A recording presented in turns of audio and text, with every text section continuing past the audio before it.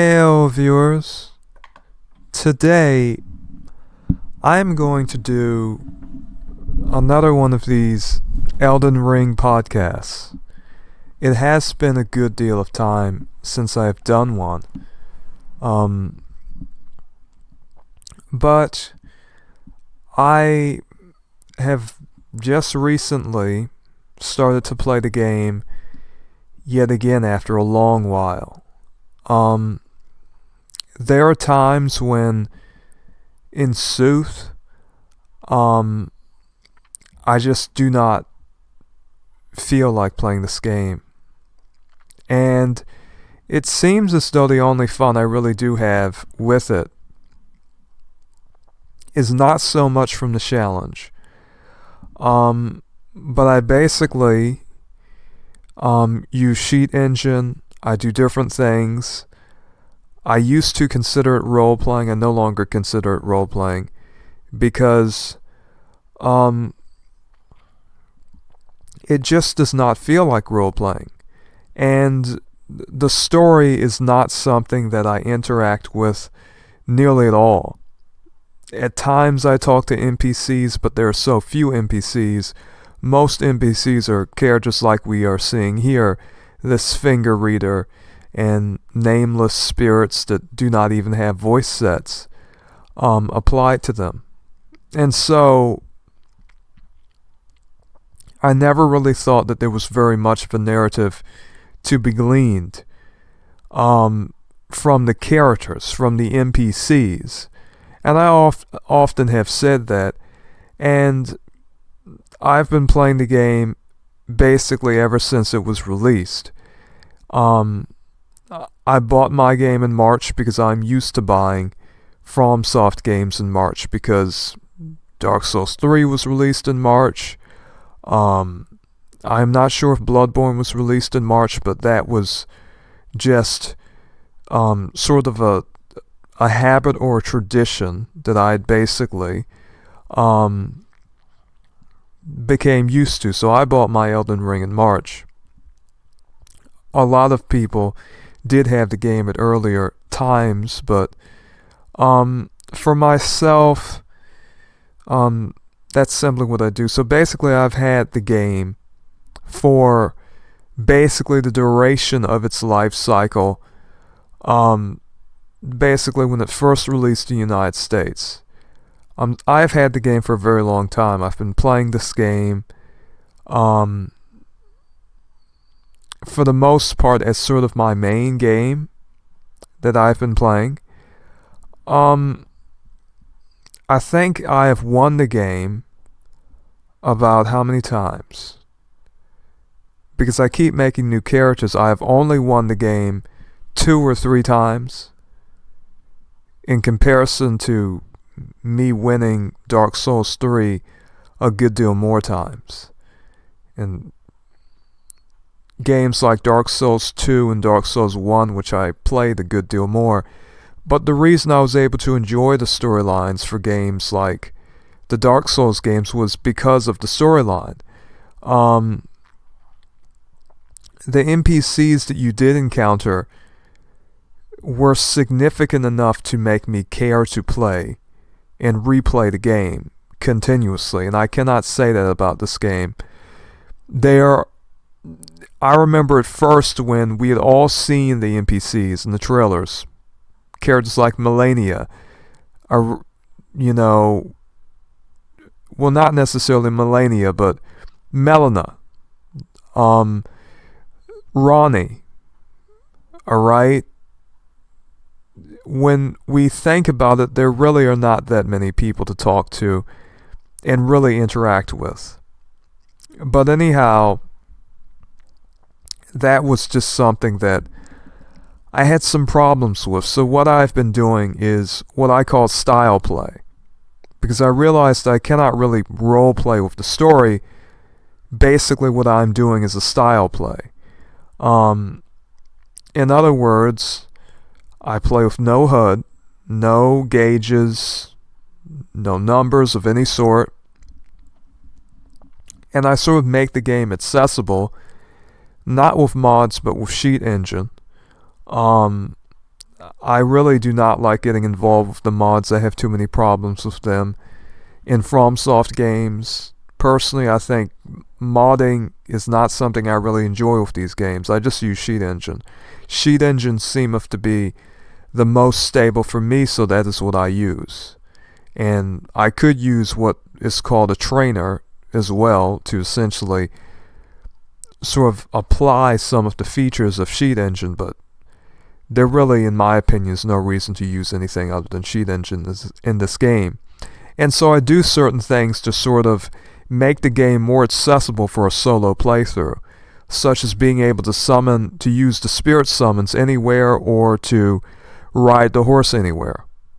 To be entirely honest, some people like to get beaten up and just messed up from these bosses, and frankly, to me the game is brutal, and I think using every means to win is sort of a skill in itself. But nonetheless, I like seeing the game. I like seeing how beautiful the game is. Truth be told, if I cannot use every resource at my disposal, spirit summons, the spells, everything, I just feel as though it sort of is a waste of time. And I like to create characters that do a certain thing. Basically, each character does a certain thing. For this character, I'm using as a theme the sort of black letter set armor, and you cannot really justify how many armor sets are sort of reused, because, to be honest, you as a character, you as a player, do not really have many unique armors, thoroughly unique armors that are not worn by other NPCs. And in my opinion, that is a problem, because I like to play for style. I like to play basically for the purpose of sort of showing, or rather expressing myself in how I dress the character, what weapons I use, what types of incantations or sorceries that I use. I like to really do things in a certain way to sort of represent something. So I have to come up with a backstory, because although this is not true roleplay, I basically have to do as best I can. In my opinion, Elden Ring does not even present roleplay, because your character has so little agency. I just do not believe your character has agency to basically sort of have any real decision making. I think you never really did in these games. The only thing that you really choose is your ending. And even in regard to that, a good deal of what you do is sort of dictated upon which boss you want to fight, how hard do you want the game to be, how many extra bosses do you want to fight. Basically, for example, Dark Souls 3 had the same problem. And I will be honest, and this may seem like a strange opinion, but basically, my favorite game in this whole FromSoft series of RPGs was Demon's Souls. The story of Demon's Souls is still being repeated in every single Dark Souls game. Some of you may think that is untrue, but I have done videos about it. Basically, most of what D&D presents, Dungeons and Dragons, swords and sorcery, for the most part has to do with basically the battle of good and evil, of white and black magic, of sort of a sort of Christianized archetype, and pagan religions, or magic versus miracles, or faith versus intelligence. All of these things are related. I mean, these are old D&D concepts, truth be told. And so, taking that into consideration, the stories are more than simple enough to understand. Basically, what we have presented in every single iteration of Dark Souls or Elden Ring, it sort of represents, or rather, the story sort of focuses around how should it be said, the issue, or rather subject, of order and chaos. You always have a stabilizing force in the world that is destabilized. In this case, the Golden Order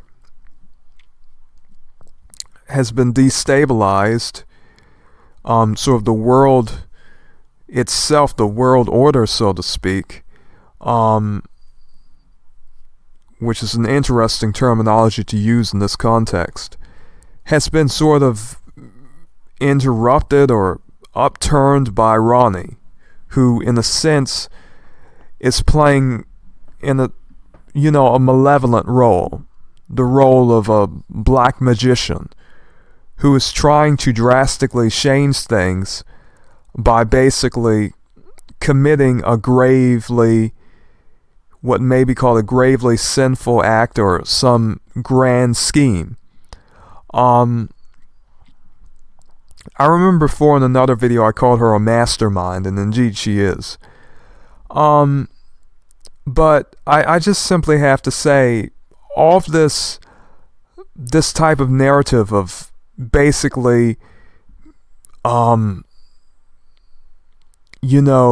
against the order of God, in a sense, we sort of encountered these same ideas in Demon's Souls. And I loved Demon's Souls because everything was very simple. You had the Old One, and you had God. And basically you had sort of this entity that represented chaos, and you had this entity that represented order. And they both were sort of related, and they had their own roles. And you basically had to decide who you wanted to side with. Did you want to side with Sage Frake? Or do you want to side with the Maiden in Black and everyone who just simply wants to go home and live a normal life? The same is true in Elden Ring, except the story is more complex, and I think it is too complex for its own good. As you can see, I can ride the horse in particular places because I have Sheet Engine. To me, it's quite funny that I can do that. But personally, I think that is a particular feature that should have been applied in the game anyhow. Many people have noted that the Elden Beast fight is particularly terrible, and I think so too. But now I can ride a horse in the arena, which means if I can chase that Elden Beast around and just hit that thing, I do not know how good that is going to be when I face Malekith, or whatever his name is. But I do like the fact that I can now summon the horse. But anyhow, what else would I say?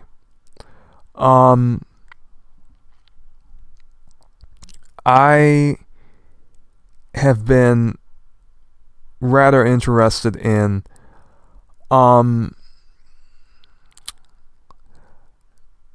some of the themes of this game, and I really have thought a good deal about them.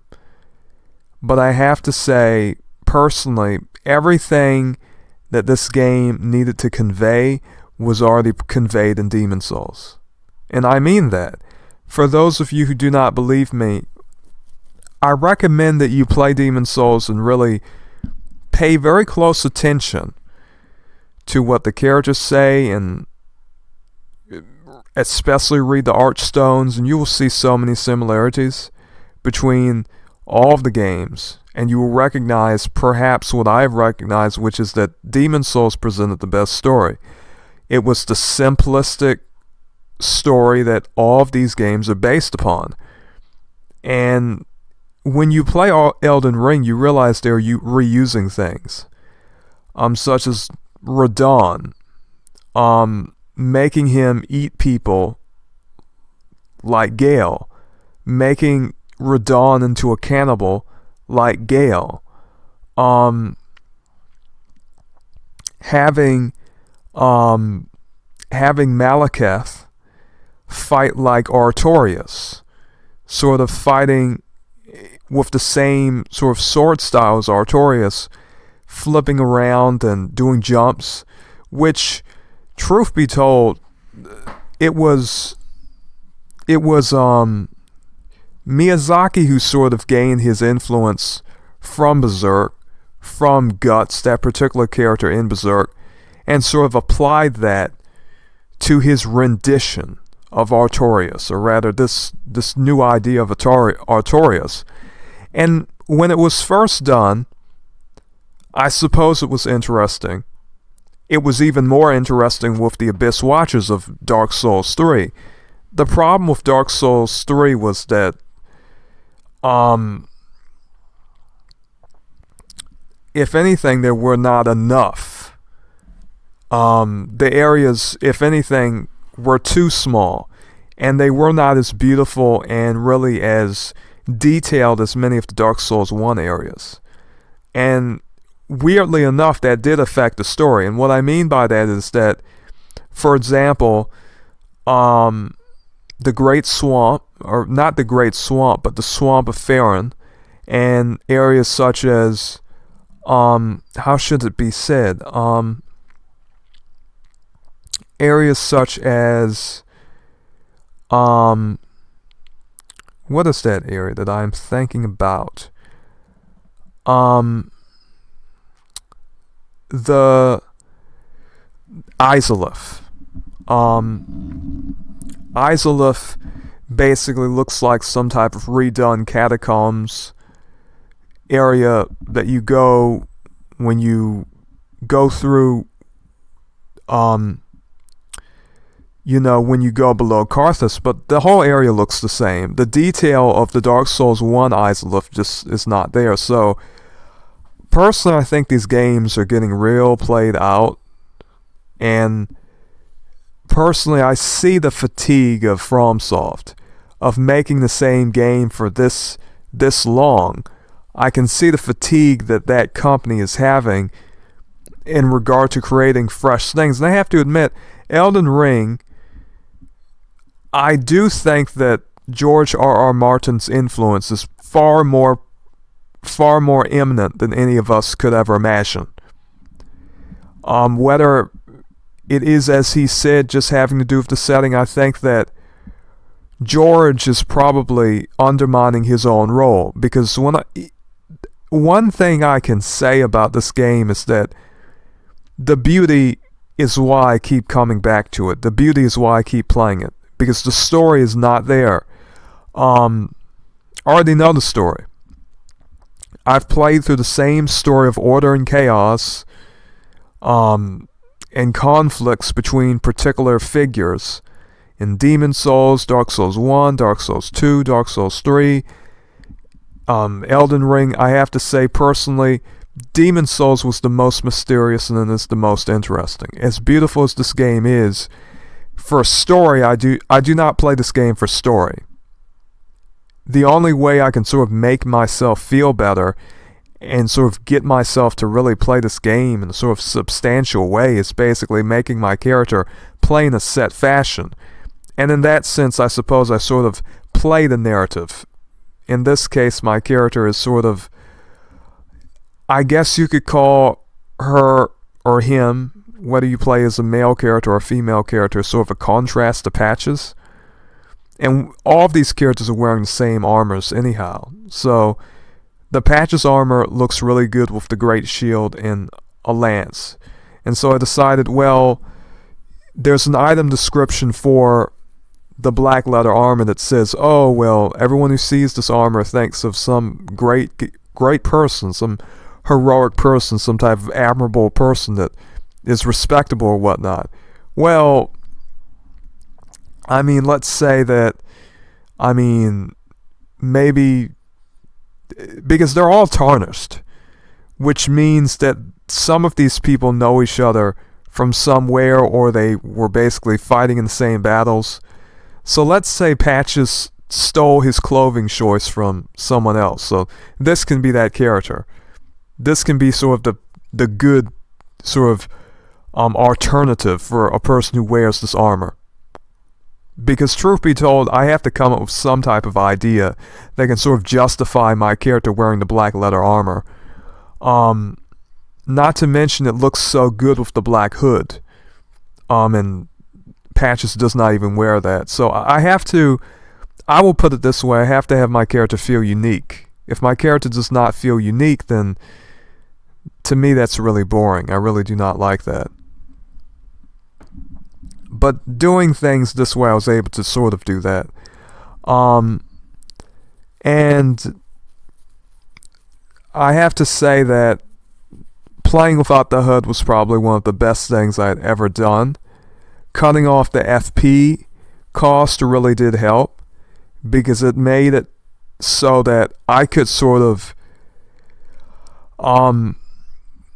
basically do some of the I could basically maneuver in a way that many of these enemies can. They can use as much magic as they want, and so can I, which I do like.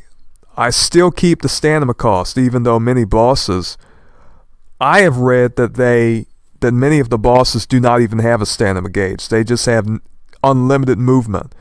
And even if you use frost on them, apparently all that does is just increase the damage that you can deal to them and allow you to basically inflict frostbite. But there have been people who have said that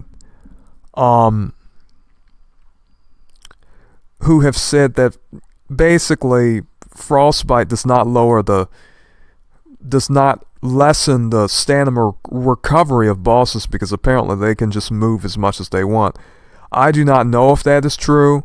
If that is true, that is terrible. But anyhow, basically I wanted to play this game and have fun in a sort of RPG sense, or at least in as close a way as I can. I call this a style play. I used to call this a theme play, but basically this type of playthrough is all about style. It is all about looking good and sort of having the character sort of fit into the world of Elden Ring and sort of have their own presence in it, if that makes any sense. It is sort of stupid in all likelihood, but I do like it, because personally,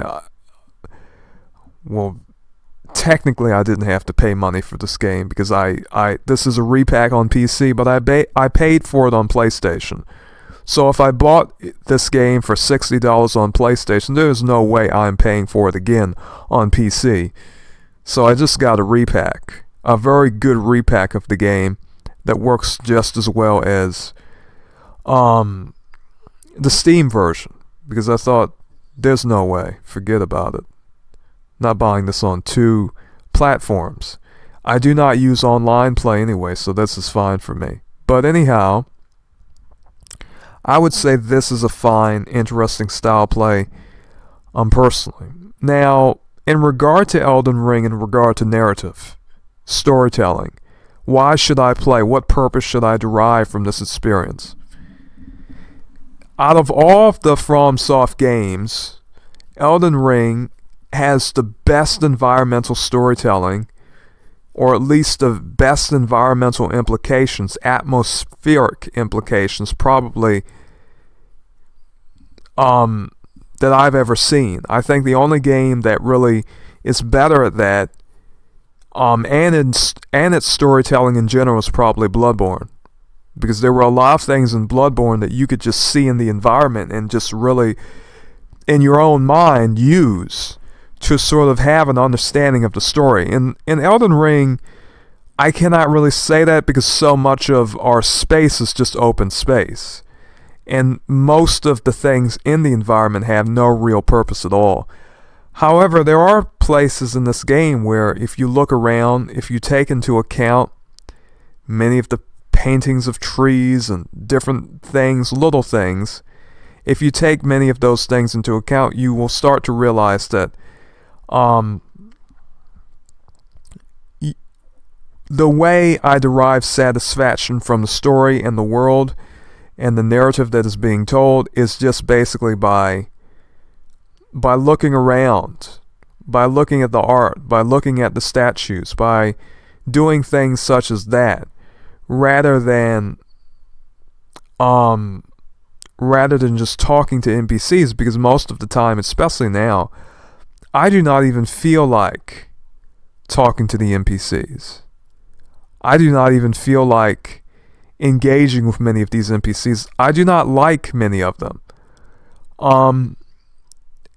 This is probably the only FromSoft game I can say where I do not really like any of the NPCs. They all seem like fairly miserable, just awful people to me.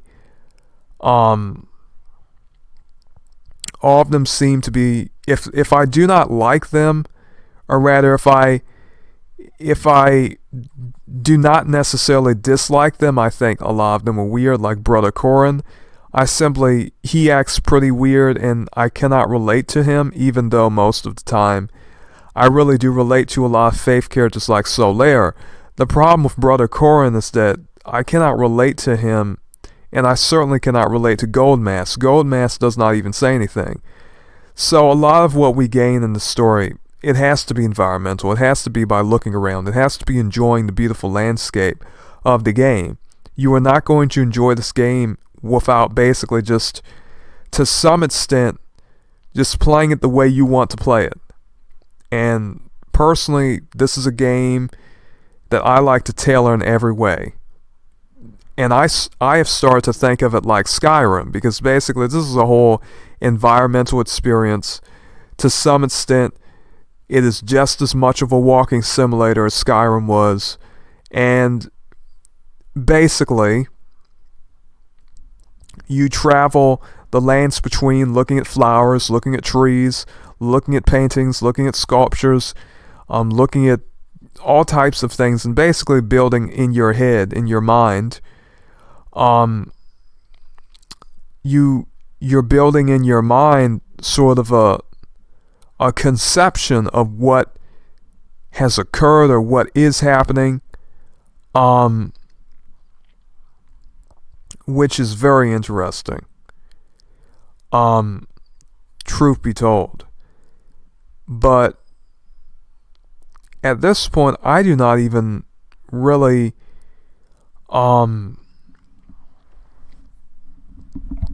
I do not really consider this narrative to be that impressive. I was when I first bought the game, I was very excited about the story, and I have to say I had a great deal of disappointment after I learned just how few NPCs there were, just how unsubstantial the NPCs were, just how boring they were in general, how boring the endings were. But I have to say, the beauty is what keeps me coming back, and the beauty is what I'm learning from. The landscape, what is in the landscape, where things are positioned. That is what I sort of rely upon now, and I sort of extrapolate upon. Some of you may have seen my videos regarding particular concepts in Elden Ring, especially symbolic concepts and all manner of concepts. And frankly, I've been talking about all types of things. The relationship between heaven and earth, and gold, and its relation to light and the sun, its sort of history and symbolism as a solar metal. Alright,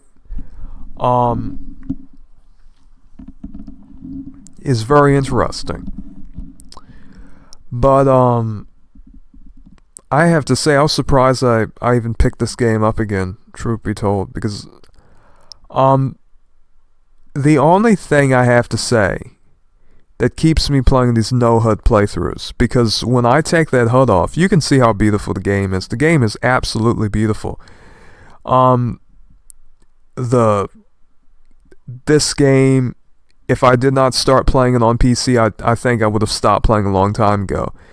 And the sad thing is I cannot say that about Demon's Souls, because Demon's Souls was a game I used to replay on PS3 without any problem. I know a good deal of people now play either the new PS5 version of Demon's Souls, or they play the PS3 version of Demon's Souls that they emulate, and they can put reshade and probably do some type of modifications on it too. People have done amazing things with the online Demon's Souls on PC. Amazing things, truth be told. But personally, for myself, I am not really even in that sort of position. I used to basically play these FromSoft games on console without any sort of problem. To me, I had every incentive to keep playing the game. I did not play Dark Souls 2 on console. I played Dark Souls 2 on PC, weirdly enough. But basically, excuse me. Basically, I was very, I was always invested. There was always something about the story and the characters that I really liked. And once again, I just have to say, for me, my favorite characters were the ones from Demon's Souls. People like 𝒮𝓫, Uriah, they just had more personality. 𝒟𝓁 the Silent Chief. Characters like that had so much personality. And when I compare them to characters like Ronnie, who, acts very mysterious, and to me it was almost as though, sure, maybe they did not have the most dialogue in Demon's Souls, but the dialogue to me was just more significant. It explained more, and I think that was needed for that game, and that is needed for this game. To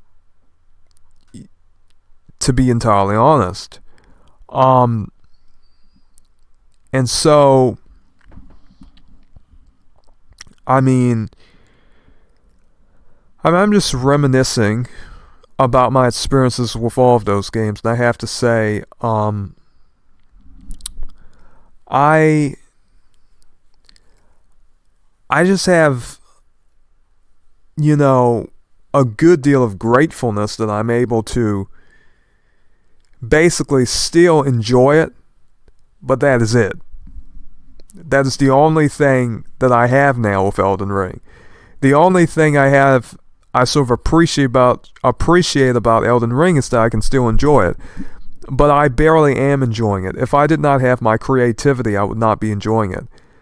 And Elden Ring, to me, has become the FromSoft version of Skyrim, which, funnily enough, apparently FromSoft, Sony wanted FromSoft to create a game.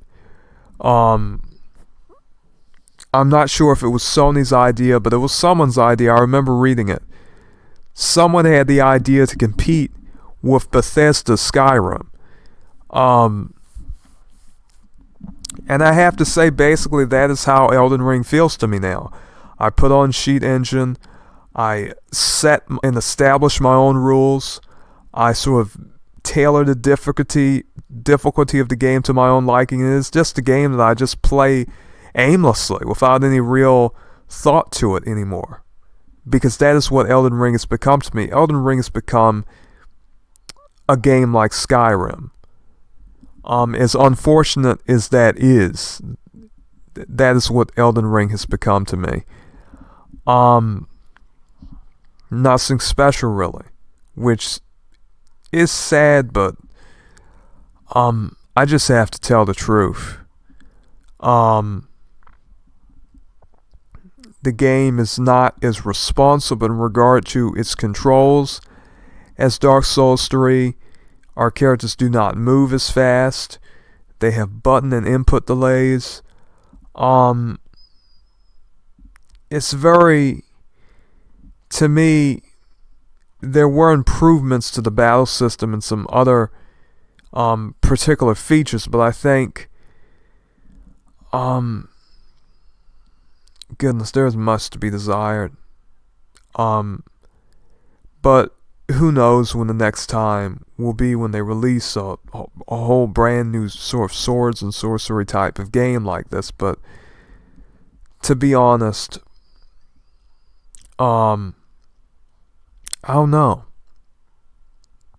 I just was not impressed by the story in particular, but the environment is why I continue to play. The reason I continue to play is for the beauty. If the game was not so pretty, I would have stopped playing a long time ago. And I think that is the only real sort of thing I can say about Elden Ring that sort of makes it so good. Because at this point, I do not enjoy very much of the storyline of fighting old old gods and so forth and demigods. When I got to Malenia and I realized that she was cheating, that really frustrated me. It really frustrated a lot of people. It was not so very much the fact that it was so hard. It was the fact that she was using Bloodborne mechanics. And I thought, wait, if she can recover her HP, why can't I do it? Okay, and to me that was just too arbitrary. But FromSoft is going to do all this sort of scummy type of stuff anyhow. They've been doing it ever since Armored Core. I should know because I've been playing Armored Core since the 90s. So, of course, that is something FromSoft does try to do, is set their difficulty so high that they can only just make it harder. That's the only recourse that they actually have. Oh yes. But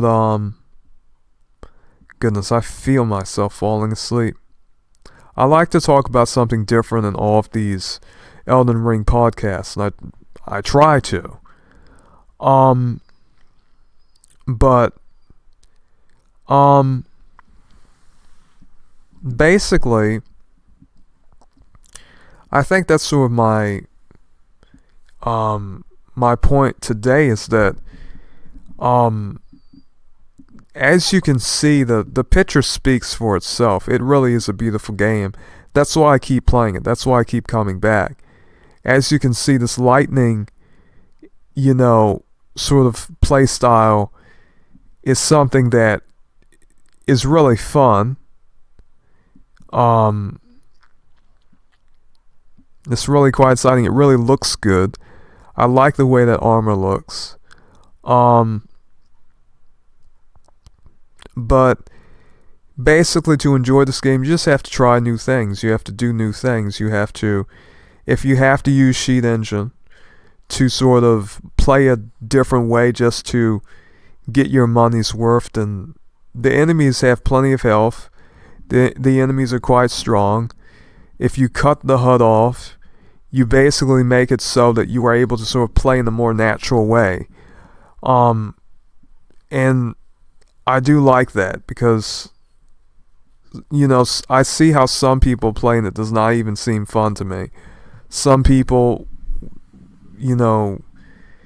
just try to parry everything on every character, and I just think, I like the idea of certain characters doing certain things. I don't like to do everything. Almost every character some of these people have does parries. Personally, my coordination is not that good. Personally, so yeah, I would not be so good at it, and I never was. But I don't like it when it stops the flow of combat. So I often sort of have always avoided doing parries. But my goodness. Oh, I mean, it's just really pretty. Um, this is sort of a rambling podcast in which I did not really bring very much to talk about. I do have some ideas regarding new concepts to talk about. One of the concepts happened to be the stars and their connection to lightning. And I suppose my sort of lightning styled character here is sort of appropriate for the next topic that I'm going to talk about regarding Elden Ring. So, frankly, I think I should end the video here. This video is going to be rather shorter than most, but that's alright. I can always do another podcast eventually. May you be blessed and farewell, viewers. Yeah.